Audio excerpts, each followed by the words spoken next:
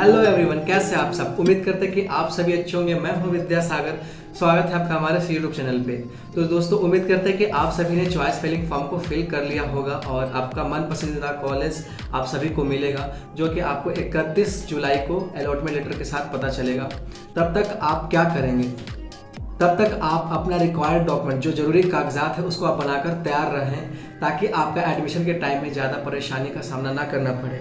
तो इस वीडियो में हम जानेंगे कि कौन कौन से ऐसे कागजात हैं, कौन कौन से ऐसा डॉक्यूमेंट्स है जो आपको ले जाना अनिवार्य है। तो बने रहिए आप हमारे साथ। अगर आप हमारे चैनल पर नए हैं तो चैनल को अभी सब्सक्राइब कीजिए, वीडियो को लाइक कीजिए, शेयर कीजिए। चलिए शुरू करते हैं इस वीडियो को।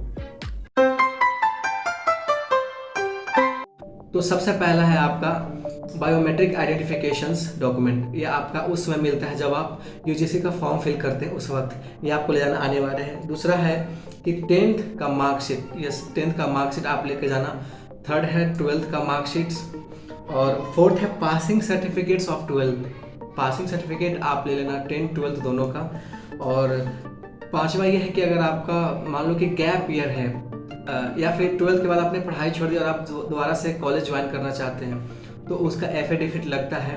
अब सातवां है, सिक्स है admit card of JEE Mains. 6 admit card आपको जेई मेंस का ले जाना होगा। एडमिट कार्ड आपको 10th का ले जाना होगा, 12th का ले जाना होगा। ये अनिवार्य है, आप ये सब लेते जाइएगा क्योंकि उसमें मांग कर सकते हैं। सातवां है rank card of JEE Mains. और आठवां है आपका UGAC, rank card of UGAC, आप इसको लेकर जाइएगा। और देखिए 9वां 10वां 11वां रेसिडेंट सर्टिफिकेट्स, इनकम सर्टिफिकेट्स और कास्ट सर्टिफिकेट्स, ये आपका अनिवार्य है, ये होना ही चाहिए। अगर आपने नहीं बनवाया है तो साइबर कैफ़े में जाकर बनवा लीजिए। आपका 2 दिन में बनाकर दे देता है साइबर कैफ़े वाला, क्योंकि उनका सेटिंग होता है, तो कुछ रुपये लगेंगे लेकिन आपका काम हो जाएगा। 12वां है आपका CLC या TC कह लें या फिर SLC कह लें, ये आपका ट्रांसफ़र सर्टिफिकेट होता है, या कॉलेज लिविंग सर्टिफिकेट कह लें या फिर स्कूल लिविंग सर्टिफिकेट्स कह लें। ये आपका अनिवार्य है, इसको आप लेकर जाना, ये बहुत ही ज़रूरी होता है। और 13वां है कि करेक्टर सर्टिफिकेट।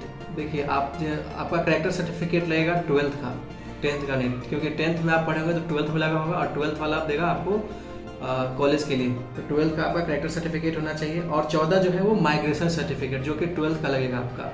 तो ये सभी जरूरी डॉक्यूमेंट्स हैं। तो एक बार मैं रिकैप कर देता हूँ कि कौन कौन सा आपका डॉक्यूमेंट्स रिक्वायर्ड है। तो सबसे पहले आपका बायोमेट्रिक आइडेंटिफिकेशन, दूसरा आपका 10th का मार्कशीट, थर्ड है आपका 12th का मार्कशीट, चौथा आपका पासिंग सर्टिफिकेट ऑफ 12th और 10th, और पांचवा है आपका गैप ईयर, अगर आपका हुआ है 12th के बाद तो उसमें एफिडेविट लगेगा। 6 है आपका admit card of JEE Mains, admit card of 10th as well. आप मैट्रिकुलेशन और इंटरमीडिएट का एडमिट कार्ड जरूर ले जाइएगा, ये आपका 6 में आया है। 7 में आपका rank card of JEE Mains, और 8वां में आपका आएगा रैंक कार्ड ऑफ यूजीएसी, जिस पे आपको कॉलेज अलॉट हुआ है। और 9वां है रेसिडेंट सर्टिफिकेट्स, 10वां है आपका इनकम सर्टिफिकेट्स, 11वां है आपका कास्ट सर्टिफिकेट्स, 12वां है आपका CLC या TC कह लें ट्रांसफर सर्टिफिकेट्स आपको चाहिए, 13वां है आपका करेक्टर सर्टिफिकेट्स, 14 है आपका माइग्रेशन सर्टिफिकेट्स।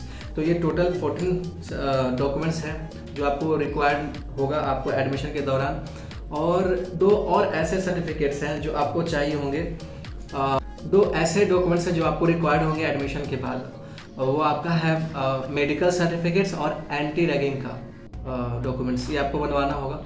मेडिकल सर्टिफिकेट्स तो आप अपने अगर पहुंच है तो आप अपने जिले से बनवा सकते हैं, नहीं तो आपको जहाँ पे आपको कॉलेज अलॉट होगा वहीं से आपको बनवाना होगा, नहीं तो कॉलेज से लिखवा कर आपको अपने ज़िले में आपको बनवाना होगा। वो सिविल सर्जन के द्वारा ये बनता है, तो सिविल सर्जन के हेल्प से आपको बनवाना होगा, कॉलेज से लिखवा कर ले जाना होगा, तभी ये बनेगा।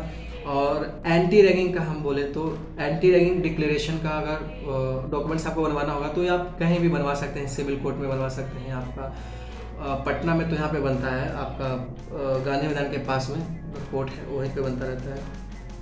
तो आप कहीं से भी एंटी रैगिंग डिक्लेरेशन फॉर्म बनवा सकते हैं, सबमिट कर सकते हैं। एक आपका खुद का लगेगा और एक आपके पेरेंट्स का लगेगा। 2 एंटी रैगिंग डिक्लेरेशन फॉर्म देना होता है, सबमिट करना होता है। तो ये 15 और 16वां टोटल डॉक्यूमेंट्स हैं। ये जो मैंने लास्ट के 2 डॉक्यूमेंट्स बताए, ये आपका एडमिशन के बाद लगेगा, या फिर हो सकता है कि एडमिशन के समय मांग ले।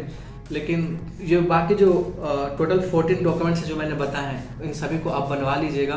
और income certificates, caste certificates, residence certificates ये आपका 2024 का होना चाहिए, रिन्यू होना चाहिए।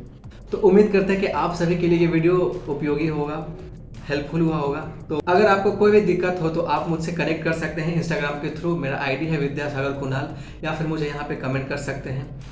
तो मिलता हूँ आप सभी से अगले वीडियो में। तब तक के लिए thank you so much, thanks for watching, bye bye, take care.